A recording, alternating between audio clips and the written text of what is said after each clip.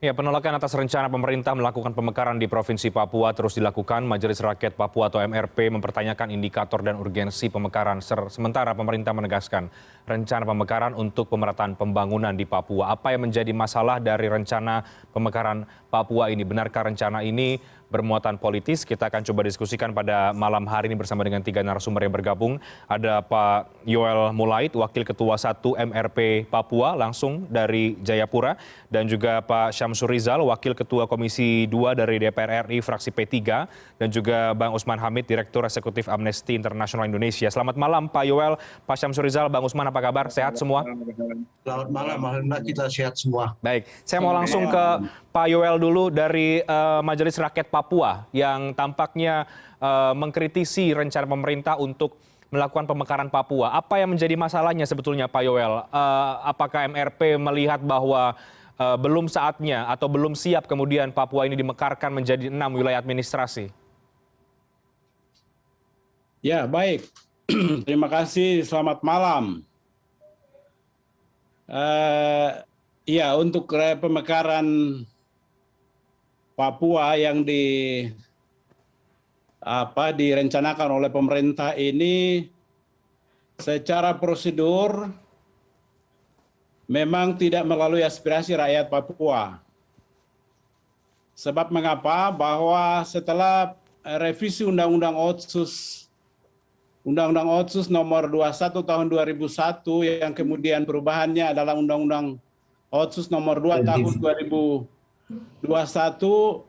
itu secara sepihak oleh pemerintah pusat dan DPR RI itu sendiri, tanpa melibatkan rakyat Papua melalui lembaga kultur orang asli Papua adalah MRP. Sebagaimana amanat Undang-Undang Otsus pasal 77. Perubahan undang-undang ini dilakukan oleh Majelis Rakyat Papua, DPR dan pemerintah. Lalu kemudian secara sepihak pada tahun 2020, pemerintah pusat, Presiden mengusulkan 3 pasal, yaitu pasal 1, pasal 34 tentang dana otsus 2% menjadi 2,25 dan pasal 76. Yang tadinya pendekatan pemekaran itu hanya melalui satu pintu, yaitu melalui aspirasi rakyat Papua. Lalu kemudian oleh perubahan ini dikembangkan menjadi 3 pendekatan, yaitu tetap melalui aspirasi rakyat Papua, dan yang kedua adalah melalui pemerintah pusat dan DPR. Dan yang ketiga adalah tidak melalui tanpa daerah persiapan. Maka MRP menganggap ini adalah langkah yang tidak aspiratif sama sekali. Nah, oleh sebab itu tidak memperhatikan amanat Undang-Undang Otsus nomor 76, ya, pasal 76 yang diatur tentang bagaimana kemudian memperhatikan kesatuan sosial, kesiapan sumber daya manusia, lalu kemudian kemampuan ekonomi dan perkembangan di masa yang akan datang. Nah, pemerintah lagi-lagi terkesan memaksakan untuk pemekaran itu sendiri atau daerah otonomi baru untuk Papua yang direncanakan akan dibagi beberapa provinsi. Sama sekali ini proses ini kami melihat ini proses yang sifatnya top down bukan bottom up. Ya. Lagi-lagi pemerintah tidak memperhatikan aspirasi rakyat melalui MRP. Oke. Nah, sementara kita tahu bersama bahwa pemerintah sampai dengan saat ini masih moratorium. Masih menjalankan moratorium untuk DOB itu sendiri. Di daerah lain, misalnya di Sumatera, di daerah lain itu pemekaran masih dipending. Kenapa untuk Papua harus dipaksakan? Ini masalah teknis pemekaran atau ini adalah kepentingan politis? Kepentingan Jakarta. Gitu. Oke. Baik Pak Yoel. Jadi Anda melihat ini, Anda mempertanyakan ya, ini sebetulnya untuk kepentingan siapa? Kepentingan masyarakatkah atau kemudian kepentingan politis? Dan itu kemudian dilihat juga dari Undang-Undang Otsus yang sudah direvisi, di mana mungkin akhirnya peran MRP jadi tersingkirkan, begitu ya Pak Yoel? Ya, peran MRP karena pendekatan semula sebelum perubahan Undang-Undang Otsus sebelum perubahan itu satu pendekatan, yaitu melalui aspirasi rakyat Papua atau rekomendasi MRP. Artinya prosesnya melalui aspirasi, ada proses di tingkat bawah. Tapi kemudian setelah revisi, pemerintah pusat dan DPR memaksakan bisa dilakukan pemekaran. Dan yang ketiga adalah tanpa daerah persiapan. Oke, baik Pak Yowel, saya ke Pak Syamsur Rizal langsung saja ini karena sudah ada Wakil Ketua Komisi 2 DPR RI. Bagaimana nih Pak Syamsur Rizal, ini terkesan memaksakan ini DPR dan pemerintah, jadi jadi tidak melibatkan aspirasi dari MRP yang saat ini menyatakan penolakan atas rencana untuk pemekaran. Baik, terima kasih Pak Reinhardt. Selamat malam dan salam sejahtera buat kita semua, Pak Yul dan rekan-rekan yang lain yang berbahagia. Senang ketemu dengan Pak Yul dan kawan-kawan kita yang ada di Papua. Kayak sapa dulu, bahwasanya kita tetap bersatu padu untuk Indonesia ke depan. Bapak Ibu yang kami hormati, para pemirsa yang berbahagia, rencana pemekaran Papua ini berawal dari ketika kita melakukan evaluasi terhadap penyelenggaraan otonomi khusus yang sudah berjalan 20 tahun berdasarkan Undang-Undang Nomor 21 Tahun 2001 ketika itu. Evaluasi ini dipimpin oleh Bapak Menko Polhukam ketika itu, langsung Pak Mahfud MD, juga dihadiri oleh Menteri Keuangan, Menteri Dalam Negeri, Menteri Pan-RB, dan yang mewakili Kapolri, yang mewakili dari TNI, dan juga hadir dari KPK juga itu Pak Firly, dan Menteri Bappenas Pak Suarso Monarfa. Ketika itu dilakukan evaluasi setelah penyelenggaraan otonomi daerah itu berjalan selama kurang lebih 20 tahun. Hasil evaluasi itu disampaikan kesimpulannya oleh Ibu Menteri Keuangan, Ibu Sri ketika itu beliau menyampaikan beberapa poin yang disebutkan adalah diantaranya bahwasanya pembangunan indeks pembangunan manusia yang diharapkan dapat meningkat selama 20 tahun setelah diguyurkan dana sebanyak 138 triliun ketika itu, total selama 20 tahun tersebut menurut Ibu Menteri Keuangan, yang kita temui adalah bahwasanya indeks pembangunan manusia masih belum mengembirakan. Samping itu juga pembangunan infrastruktur belum juga terlalu bisa dapat kita banggakan. Kemudian hasil pembangunan lain-lain menyangkut dengan sanitasi, kemudian soal kesejahteraan masyarakat, dan apa yang kita harapkan dapat meningkatkan harkat masyarakat orang Papua asli ketika itu disimpulkan belum terbaiki. Oleh karena itu rapat memutuskan bahwasanya otonomi akan dilanjutkan selama 20 tahun ke depan. Akhirnya kita sepakati ketika itu untuk menyenggol untuk pembentukan terhadap undang-undang Otsus itu sendiri. Kita perbarui langsung ke penolakannya Pak, bagaimana? 2022. Ya, berkenaan dengan keinginan dari pihak tertentu, memang kita melaksanakan apa yang sudah diatur dalam undang-undang yang tadi kami sebutkan, Undang Nomor 2 setelah dia disempurnakan tahun 2021 tersebut. Kalau disebutkan penolakan, saya ada beberapa catatan. Ada SK Gubernur dari Papua Barat Daya, Papua Barat, yang menyebutkan bahwasanya Provinsi Papua sudah di-SK-kan oleh Gubernur Papua Barat ketika itu dengan nomor 125/72/3 tahun 2020 tentang persetujuan pembentukan Provinsi Papua Barat Daya. Kemudian di Papua Selatan pembentukannya diinginkan oleh Bupati Merauke, Asmat Mapi, dan Beban Tigul yang mendeklarasikan pembentukan Provinsi Papua Selatan itu dengan pada tanggal 5 Juni tahun 2021 di Merauke, dan beberapa kegiatan lainnya Pak Syrai. Jadi ini sudah dimulai juga untuk pembentukan Provinsi Papua Tengah di Mepago. Baik, Pak Syamsur Rizal. Di Timika. Baik, maaf. Jadi mereka ini sudah ingin untuk membentuk Papua ini dengan beberapa provinsi lainnya. Oke, jadi Anda melihat sebetulnya masyarakat Papua menginginkan ada pemekaran, berbeda dengan apa yang tadi disampaikan oleh Pak Yowel bahwa ini tidak mewakili aspirasi mereka.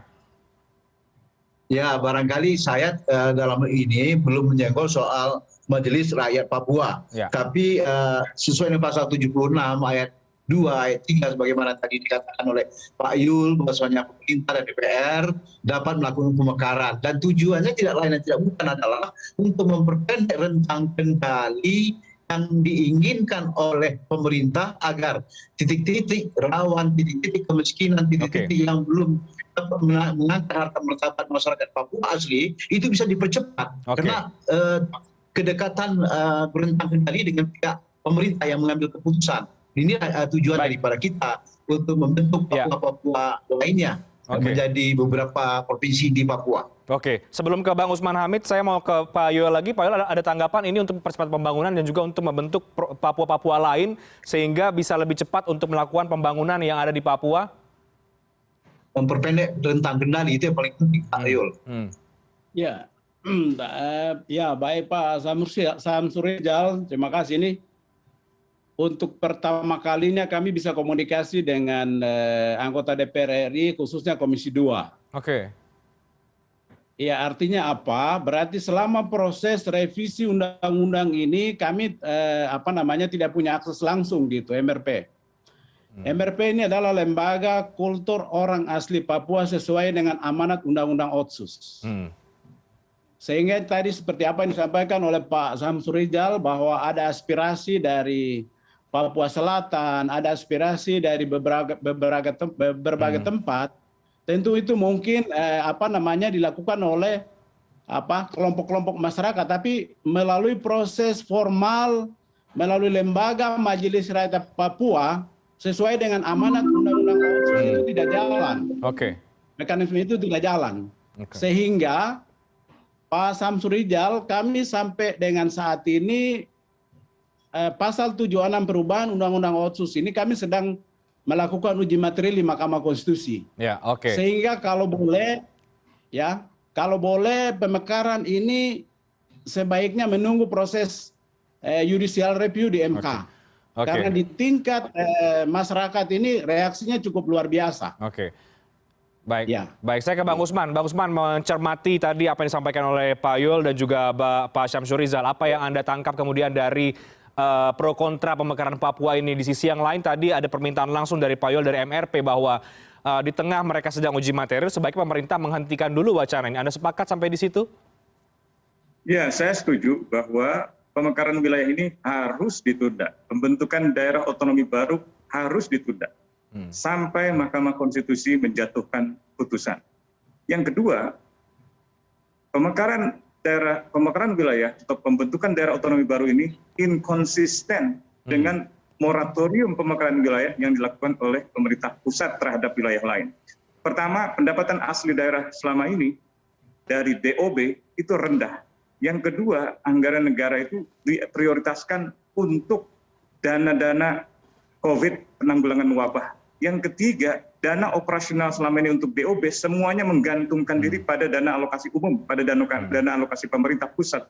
Padahal pemerintah sedang punya prioritas yang lain, termasuk wabah sampai dengan urusan infrastruktur, pendidikan, kesehatan, dan seterusnya. Jadi kalau pemerintah mau konsisten, mestinya tidak ada pemekaran wilayah untuk semua provinsi, kecuali misalnya ada permintaan dari Majelis Rakyat Papua. Yang kedua yang saya ingin katakan adalah, kalau kita simak tadi penjelasan Pak Samsur Rijal, kelihatan sekali evaluasi terhadap Undang-Undang Otsus sangat elitis. Jadi hanya melibatkan Bappenas dan lembaga-lembaga pemerintahan di Jakarta, bukan melalui proses yang dibenarkan oleh Undang-Undang Otsus, yaitu melalui aspirasi rakyat Papua. Dalam konteks itu, Amnesty International mencatat banyak sekali rapat-rapat dengar pendapat dari Majelis Rakyat Papua untuk mengevaluasi Undang-Undang Otsus justru dilarang, dibubarkan, baik oleh kepolisian maupun juga Badan Intelijen Negara. Jadi proses ini sangat tidak partisipatif. Padahal Undang-Undang Nomor 12 Tahun 11 yang dirubah menjadi Undang-Undang Nomor 15 Tahun 2019 tentang tata cara pembuatan peraturan perundang-undangan, mereka harus melibatkan partisipasi masyarakat melalui rapat dengar pendapat dan melalui berbagai cara yang lain. Itu semua dipangkas. Undang-Undang Otonomi Khusus Nomor 21 Tahun 2001 dan Undang-Undang Nomor 2 Tahun 2021 tentang amandemen kedua dari Undang-Undang Otonomi Khusus itu memiliki pasal dengan ketentuan yang berbeda. Oke. Pak Yoel menunjuk pada pasal 76 Undang-Undang Nomor 21 Tahun 2001. Pak Samsul Rijal menunjuk pada Undang-Undang Nomor 2 Tahun 2021. Dalam undang-undang yang sebelumnya, pemekaran wilayah harus mendapatkan pertimbangan dan persetujuan MRP. Kalau tidak ada, tidak bisa ada pemekaran wilayah. Sementara Pak Samsul Rijal menggunakan undang-undang baru, undang-undang yang sangat tidak partisipatif dan tidak melibatkan aspirasi masyarakat Papua. Itulah sebabnya ditolak oleh banyak rakyat Papua. Karena itulah, apalagi dengan adanya jatuh korban di Yahukimo, mestinya pemekaran wilayah ini ditunda. Saya kira izin Pak Serain, bisa saya meluruskan Oke, baik. kebijakan penjelasan dari beliau, Pak Usman. dari Jakarta saja, gitu ya. Oke. Saya luruskan sedikit Bapak, supaya tidak keliru. Silakan Pak. Ya, terima kasih Bapak. Saya sampaikan evaluasi ketika otonomi daerah pada tahap pertama itu evaluasi, yakni dihadiri oleh Menko Polhukam dan Mendagri dan semuanya. Kemudian undang-undang OSIS itu dibentuk setelah mereka membahas undang-undang ini untuk ditinjau ulang, sehingga lahirlah undang-undang OSIS perubahan dengan nomor 2 tahun 2021. Itu mereka turun ke kampung-kampung halaman langsung dibawa ke Papua dan dihadiri dan dipimpin oleh orang Papua sendiri yang menjadi pemimpin itu. Jadi yang memimpin pertemuan itu adalah Pak Watubun. Mereka datang ke Papua, mereka datang ke apa? Kenapa? Karena sudah datang kepada kami itu beberapa rekan bupati dari sana, yakni mereka mendeklarasikan contoh provinsi Pegunungan Tengah yang dimasyarakati oleh Lavago. Ketua asosiasinya Bupati Pegunungan Tengah, Bapak Beva Yigi Balom, meminta Presiden Jokowi untuk memberikan izin pemekaran. Jadi ini Bapak yang juga kita apa? Jadi kita datang itu untuk melakukan apa yang diamanahkan oleh undang-undang otonomi khusus ini. Kemudian pemekaran di moratorium itu adalah undang-undang pemerintah daerah. Semua pemerintah daerah itu di moratorium, kecuali undang-undang khusus ini yang amanahnya menyebutkan pasal 73 itu mekar, dibolehkan mekar. Untuk apa? Untuk memperpendek rentang kendali dan mempercepat keinginan kita untuk mengangkat harkat masyarakat orang Papua asli ini. Jadi selama 20 tahun ini kita pandang kurang berhasil. Karena itu undang-undang ini kita sempurnakan lagi dengan tujuan murni untuk yang namanya bangsa kami orang Papua asli ini melalui Majelis Rakyat Papua ini kita usahakan untuk diangkat harga martabatnya melalui bagaimana kita memperpendek rentang kendali. Kita mulai dengan melakukan pembahasan ini di Badan Legislasi DPR RI. Kita lakukan harmonisasi. Jadi tahapannya tidak langsung berubah. Kita harmonisasi itu undang ini untuk jadi undang-undang nanti tahapnya masih lama. Jadi kita bayangkan langsung menjadi provinsi Papua. Belum masih jauh. Ya, nanti ditanggapi oleh Bang Usman dan juga Pak Yoel. Boleh Bang Usman, tapi kita break dulu ya. Nanti saya juga akan ke Pak Samsul Rijal. Sejauh mana sebetulnya DPR mendengarkan aspirasi dari MRP? Karena tadi berkali-kali Pak Yoel menyinggung bahwa baru kali ini bisa mengakses langsung dan merasa kemudian tidak dilibatkan dalam proses kemudian revisi ini sampai terbentuk wacana pemekaran Papua. Kita break dulu, kami akan segera kembali.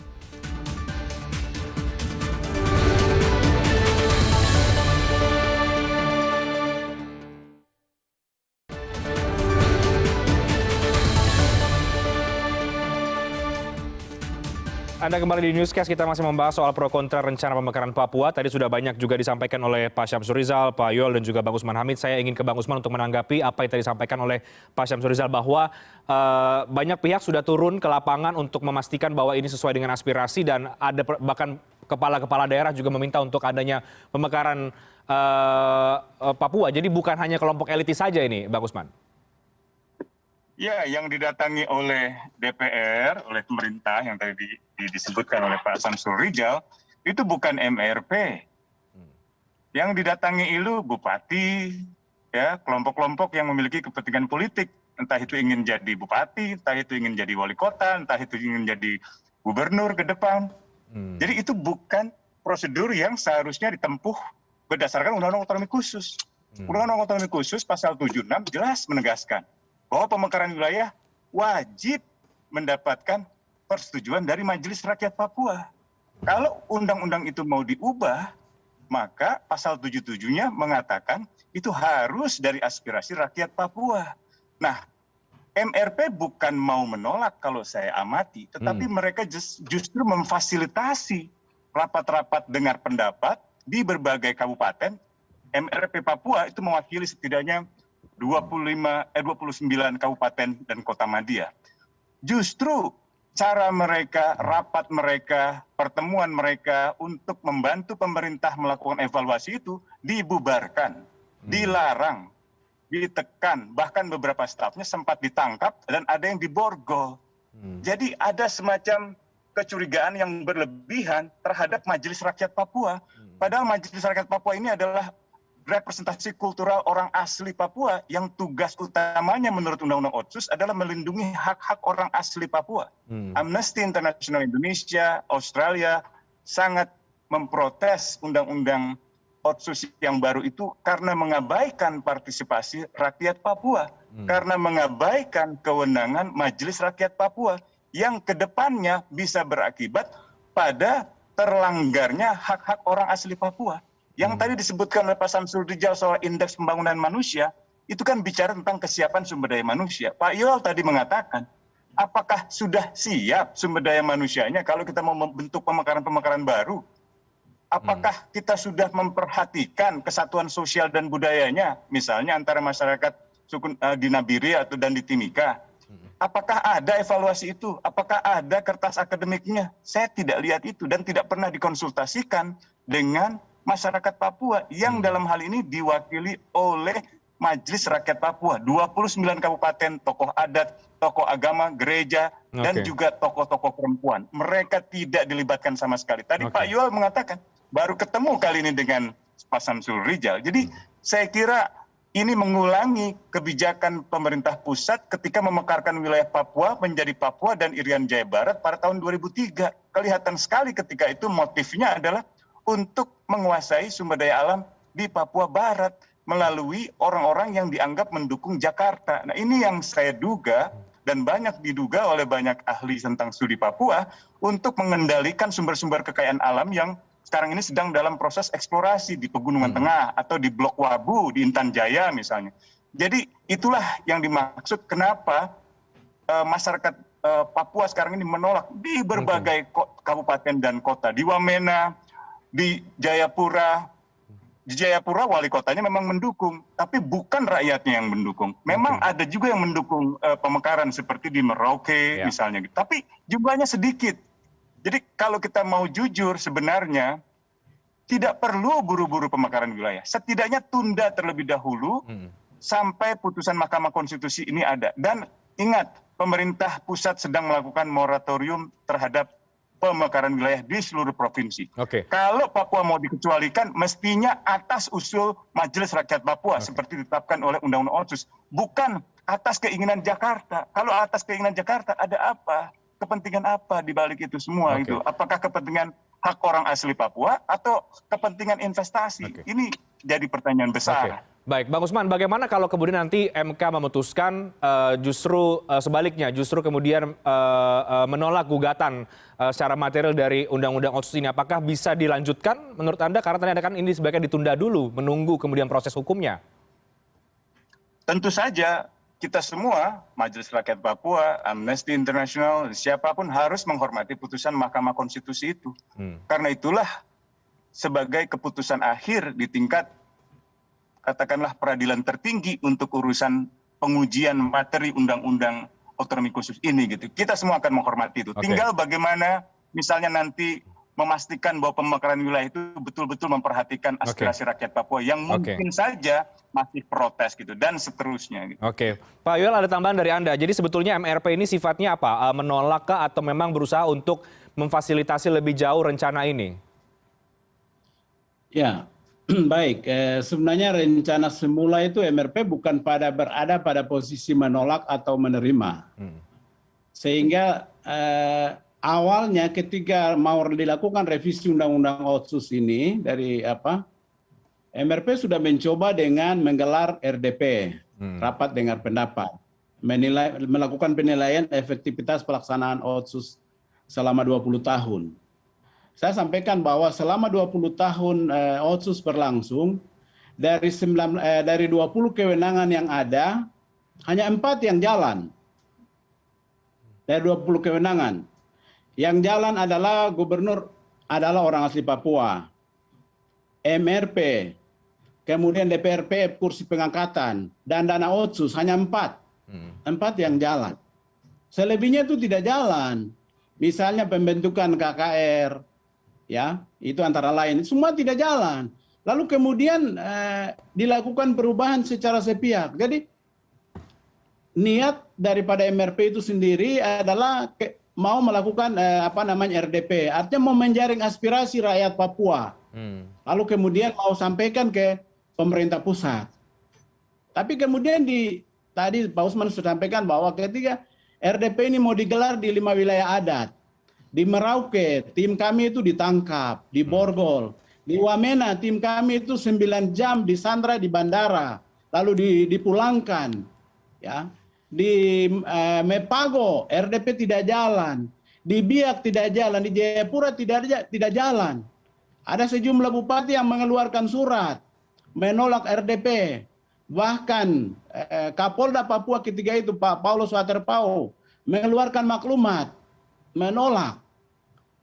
Terus sekarang kemudian MRP sebagai lembaga kultur, lalu untuk menjaring aspirasi, kita sudah lakukan. Kita bukan berada menolak mentah-mentah tanpa ada upaya, tidak. MRP sudah ada upaya sebenarnya.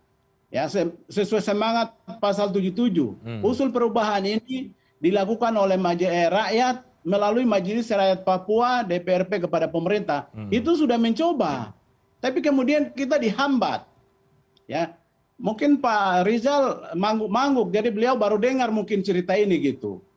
Saya ingin izin saya jelaskan sedikit Pak Renhat. Ya, Pak Rizal Pak Samru Rizal sampaikan tadi turun ke kampung-kampung. Saya tidak tahu kampung mana yang mereka pergi. Tidak pernah ada DPR yang tiba di kampung-kampung. Oke. Tidak ada. Dapat saya jelaskan. Oke. Baik. Apalagi Pak Kamarudin Watubun itu tidak pernah ada tiba di kampung. Yan Mandena juga tidak pernah ada tiba di kampung. Saya tahu orang-orang ini tidak pernah. Oke. Baik. Gitu. Baik. Bapak Ibu yang kami hormati, silakan Pak Syamsul Rizal. Seminar seperti ini, seminar seperti ini sangat diperlukan pola pikir orang seperti Pak Usman itu, ya, mengkritisi dan patut dimaklumi oleh masyarakat. Kami ini kan anggota DPR merupakan perwakilan rakyat yang ada di Indonesia ini. Kita juga punya tanggung jawab moral dan tanggung jawab kepada yang Maha Kuasa. Saya sampaikan, tahap yang kami lakukan untuk pemekaran ini masih jauh dari apa yang disebut dengan pemekaran. Jadi kami baru melakukan tahap ini, menyerahkan naskah akademis dan mohon ini diharmonisasi oleh badan legislasi. Belum sampai ke tingkat apa yang tadi disebut oleh Pak Usman dan Pak Yul tadi itu akan dibahas bersama Majelis Rakyat Papua. Belum. Kita baru harmonisasi dan pembulatan kesepakatan apa-apa yang perlu dibulatkan. Sudah itu tahapan berikutnya ini dibawa ke BAMUS, Badan Musyawarah DPR RI, baru diparipurnakan, baru diserahkan kepada komisi terserah pada BAMUS. Apakah komisi 2, apa komisi berapa, apakah ini pansus, apakah ini panja, baru ini dibahas. Pada saat pembahasan itulah kami memerlukan penjelasan dari Majelis Rakyat Papua, penjelasan dari sampai kita turun, ini baru kita bahas betul-betul. Nah, sekarang ini baru tahap keinginan kita untuk memekarkan Papua. Karena amanah undang-undang yang kami katakan tadi, undang-undang nomor 2 tahun 2021 tentang otonomi khusus Papua yang dirubah, yang mengamanahkan pemerintah dan DPR dapat membentuk pemekaran daerah baik itu provinsi maupun kabupaten, dengan tujuan untuk mengangkat kesejahteraan masyarakat, untuk mempercepat pembangunan, untuk membangun sumber daya manusia dan lain sebagainya. Nah, itu tujuannya. Tapi baru tahap sangat awal sekali. Namun tujuannya akhirnya seperti itu. Ya, apa dikatakan oleh Pak Usman, saya kira keinginan kita bersama ini tetap. Tapi dikatakan kita punya kepentingan politik untuk menguras harta kekayaan yang ada di bumi Papua itu jauh sekali dari apa bayangan kita. Kita harus pikirkan seperti itu, dan itu bukan kerja mudah untuk menggali apakah bisa anggota DPR menggali kekayaan itu atau ada pihak tertentu yang punya kepentingan politik. Tahapnya masih jauh lagi. Jadi oleh karena itu pasti kita sambut apa yang akan kami lakukan ini. Tetap nanti kita akan berkonsultasi dengan Pak Yul sebagai Wakil Ketua Majelis Rakyat Papua, karena di dalam undang-undang OSIS itu pun kita merumuskan, kita beri peran besar kepada masyarakat rakyat Papua itu. Dan kalau kita baca pasal-pasal yang ada di dalam itu, memang keberpihakan itu betul-betul murni bagaimana mengangkat harkat martabat orang asli Papua. Kita bunyikan di situ, orang asli Papua.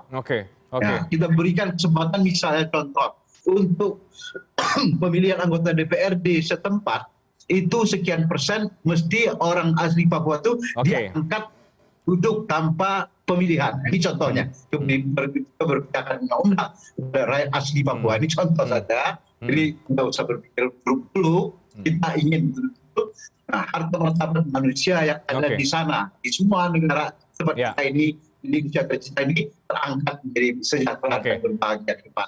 Baik, Pak Yul ada tanggapan Pak? Pak Yul? Ya. Baik, terima kasih Pak Samsur Rijal. Saya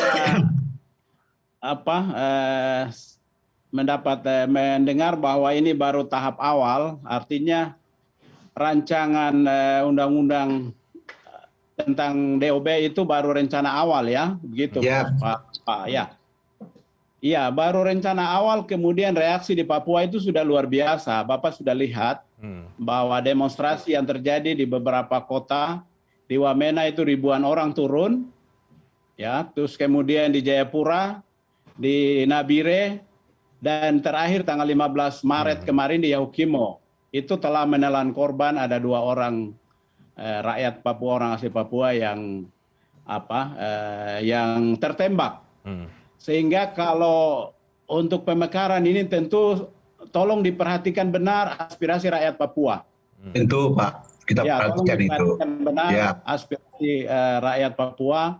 Artinya toh untuk pemekaran juga ini kan adalah untuk kepentingan kesejahteraan orang asli Papua. Tapi kemudian coba diperhatikan baik ya. Diperhatikan karena ada demo yang demo tandingan juga. Saya jujur katakan bahwa ada demo tandingan juga ada. Meminta pemekaran misalnya di Merauke, di Sorong, tapi itu jumlahnya kecil Pak Samsur Rijal. Itu jumlahnya kecil. Ketimbang yang menolak itu jumlah lebih besar. Ya. Sekali lagi saya bicara di sini ini objektif. Saya bicara objektif, saya tidak menafikan fakta yang ada. Sehingga saya sekali lagi Bapak pas posisi ada di Komisi 2, ya, Komisi 2 yang akan merancang undang-undang DOB itu sendiri. Tolong Pak Samsur Rijal perhatikan, mungkin sembari kita menunggu putusan MK. Itu jauh lebih baik. Ada pasti. Ada kepastian pada peraturannya. Ya, ada kepastian hukum. Ya, ada kepastian hukum. Kami menganggap bahwa revisi Undang-Undang Otsus dari 3 pasal yang diajukan oleh Presiden pada tanggal 4 Desember tahun 2020 melalui surat Presiden, kemudian di DPR itu menjadi 19 pasal. Ini aneh bin ajaib. Saya tidak tahu apa ada naskah akademik atau tidak. Tapi saya tidak berada pada konteks itu. Tapi sekali lagi saya menganggap bahwa proses revisi ini terlalu terburu-buru. Kami juga ingin mau ada evaluasi. 20 tahun undang-undang tidak sempurna. Tidak memberikan kesejahteraan bagi orang asli Papua sama sekali enggak. Kami ingin ada evaluasi. Ruang evaluasi yang disiapkan adalah rakyat Papua melalui rapat dengar pendapat, tapi kemudian itu kita dibungkam.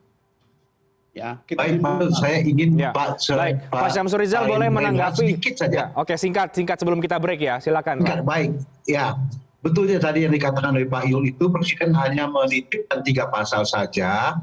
Justru tadi Pak Yul mengatakan ketidakberhasilan selama 20 tahun membuat kita di DPR itu berpikir ulang.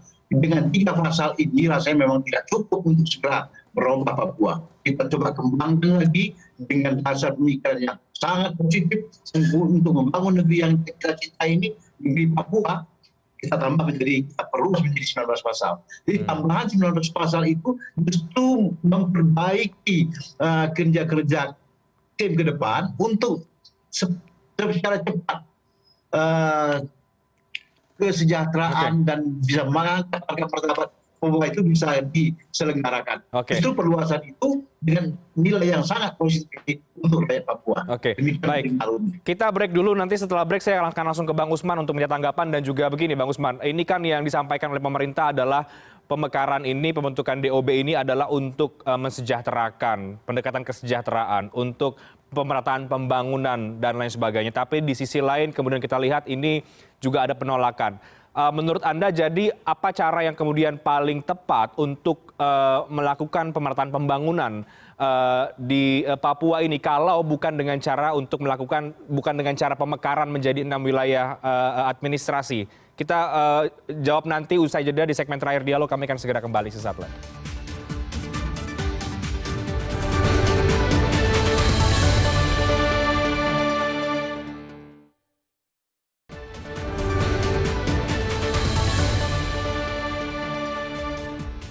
Baik, sudah banyak tadi yang sudah kita bahas dan kita mendengarkan perspektif juga langsung dari MRP oleh Pak Yoel yang mungkin agak jarang kita dengar kemudian suara pernyataan dari MRP ini berkaitan dengan isu soal pemekaran Papua dan juga Otsus, Undang-Undang Otsus. Saya ke Bang Usman, ini segmen terakhir Bapak-Bapak, jadi langsung ke kesimpulan saja. Saya ke Bang Usman, jadi ini belum final sebetulnya kan rencana untuk pemekaran, tapi rencananya dari pemerintah pusat ada Papua Barat Daya, Papua Barat, Papua Tengah, Pegunungan Tengah, Papua Selatan, dan Papua Tabi Saireri. Alasannya sekali lagi Bang Usman adalah untuk pemerataan pembangunan. Kalau kemudian pemekaran ini tidak cukup tepat untuk pemerataan pembangunan, menurut Anda cara apa yang paling tepat untuk memajukan kesejahteraan dan juga melakukan pemerataan pembangunan di Papua? Ya, terima kasih. Pertama, saya kira mengembangkan ekonomi kerakyatan dari hak-hak orang asli Papua. Jadi, misalnya perkebunan mereka, perkebunan sagu itu harus dijaga dan seterusnya. Tetapi kalau misalnya kita terus-menerus mengembangkan kesejahteraan dalam tanda petik yang versi saat ini, saya ragu bahwa orang-orang asli Papua akan mendapatkan kesejahteraan itu. Sebagai contoh, kalau kita lihat data Biro Pusat Statistik tahun lalu, ekonomi Papua sebenarnya berkembang, yaitu 15% mengalami peningkatan. Tetapi kalau kita periksa angka 15% peningkatan itu, ternyata datang dari sektor pertambangan. Dengan kata lain, ya perkembangan ekonomi di Papua selama ini banyak berbicara tentang pengurasan kekayaan alam. Pertambangan yang menghancurkan hutan, melakukan deforestasi hutan, entah itu untuk sawit atau tambang emas dan lain sebagainya. Ini yang saya kira harus diubah, harus kembali pada ekonomi kerakyatan orang asli Papua, di penggunaan sagu atau misalnya peternakan atau misalnya perikanan, jauh lebih dibutuhkan. Yang di luar dari soal kesejahteraan sosial dalam pengertian ekonomi, apa yang tadi disebut oleh Pak Yoel sangat penting, yaitu pasal 45, 46, 47, tentang pembentukan Komisi HAM di Papua, Pengadilan HAM di Papua, Komisi Keadilan serta Rekonsiliasi di Papua, khususnya untuk menangani kasus-kasus hak-hak ekonomi, sosial, budaya adat Papua. Banyak tanah-tanah ulayat mereka belakangan ini jadi incaran dari investor-investor luar negeri, dari Korea dan lain sebagainya, masuk juga dari investor-investor dalam negeri yang dilakukan tanpa mereka, tanpa konsultasi dengan mereka. Nah ini saya kira cermin dari cara kita bernegara, yaitu Pancasila tentang ketuhanan yang Maha Esa, kemanusiaan yang adil dan beradab, dan keadilan sosial. Jadi saya kira ekonomi kita harus ekonomi kerakyatan, ekonomi kita harus ekonomi Pancasila yang berbasiskan keadilan sosial, bukan berbasiskan investasi luar negeri atau investasi-investasi pertambangan yang merusak sumber daya alam, mengeruk dan alam yang terlalu banyak sehingga menimbulkan bencana alam Papua, banjir dan sebagainya. Jadi saya setuju bahwa ini tidak boleh buru-buru dan saya senang mendengar Pak Samsul Rijal bahwa ini masih di awal. Saya juga senang Pak Samsul Rijal mengatakan akan meminta pertimbangan dari Majelis Rakyat Papua. Tapi harus diingat bahwa semangat dari Undang-Undang Otsus adalah meminta persetujuan Majelis Rakyat Papua seperti yang ditetapkan oleh Undang-Undang Otsus. Apa yang dikatakan oleh Pak Samsul Rijal tentang ketentuan pasal 76 ayat 2 pemerintah dan DPR melakukan pemekaran wilayah itu pasal yang dibuat oleh pemerintah dan DPR sendiri tanpa partisipasi dari rakyat Papua Oke. melalui pelaksanaan dari pasal 77 Undang-Undang Otsus itu yang sebenarnya hendak diterapkan ke Majelis Rakyat Papua melalui rapat-rapat dengar pendapat di 5 wilayah adat atau di 29 kabupaten dan kota Madya. Oke, Sayangnya baik. itu dibiarkan, dilarang, dan ini yang saya kira sudut pandang hak asasi manusia Oke. diperhatikan oleh pemerintah. Oke, Pak Syamsul Rizal. Sampai nanti Ya. pemekaran ini dianggap memecah belah rakyat Papua, memecah Oke. belah kekuatan politik Papua atas nama hanya negara kesatuan Republik Indonesia, Oke. harga mati. Itu saya kira harus memperhatikan sila-sila Ya. Pancasila kita lah, persatuan, Ya, ya. kesatuan. Baik, baik Bang Usman.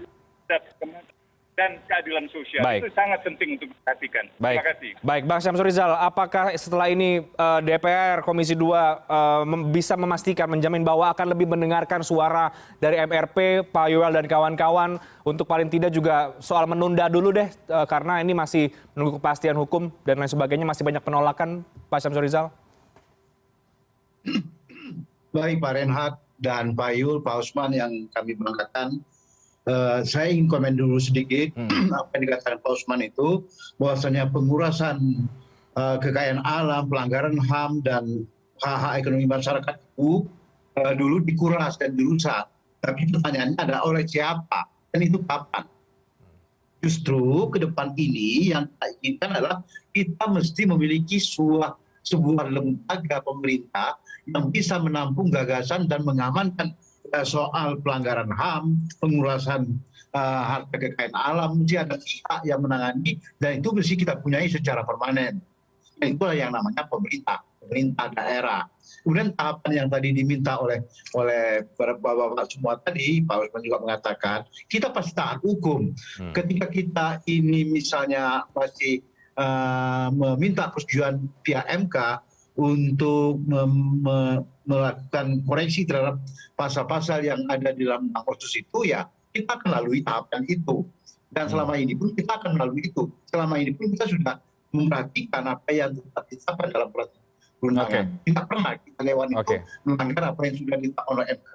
Oleh karena itu, saya kira kita punya pandangan yang sama, Pak Usman dan Pak Yul, ya kami sendiri dari pihak Dewan. Tidak ada lain yang kita inginkan adalah agar keinginan kita untuk mengangkat harga martabat masyarakat orang asli Papua dan melalui Majelis Rakyat Papua ini pasti kami lakukan. Tapi saran kami perlu punya lembaga yang permanen yang bernama pemerintah daerah yang bisa mengawal itu agar semua program tidak seperti dulu dan kita bisa kontrol program yang ada di kita dan bisa menyelamatkan uang negara. Baik, saya ke Pak Yoel terakhir, singkat Pak Yoel. Jadi apalagi aspirasi dari Anda MRP yang ingin disampaikan kepada masyarakat, kepada pemerintah, kepada DPR dalam penerapan otonomi khusus di Papua dan juga rencana pemekaran ini?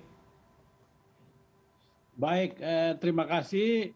Hal penting yang ingin kami sampaikan yang pertama itu adalah rencana DOB itu dihentikan dulu sembari menunggu putusan MK. Apapun putusan MK, kita taat hukum. Itu yang pertama. Yang kedua, pemerintah memperhatikan baik keadaan yang ada pada saat ini, terjadi demo ya pro kontra terhadap isu DOB itu sendiri. Ya, gitu. Oke, baik. Terima kasih banyak Pak Yoel Mulaid, Wakil Ketua 1 MRP Papua, Pak Syamsul Rizal, Wakil Ketua Komisi 2 DPR RI, fraksi P3, dan juga Bang Usman Hamid, Direktur Eksekutif Amnesty International Indonesia. Kita berharap ada perspektif yang menarik dari diskusi ini dan juga memberikan manfaat bagi semua pihak, terutama juga untuk masyarakat Papua, dan apapun keputusannya ini tentu yang diutamakan adalah masyarakat Papua, bukan kemudian kepentingan politis. Terima kasih banyak Bapak-Bapak, selamat malam, sehat selalu. Selamat malam. Selamat malam Pak. Pak Yul, selamat malam ya Pak. Kami akan segera kembali sesaat lagi, tetap di CNN Indonesia Newscast.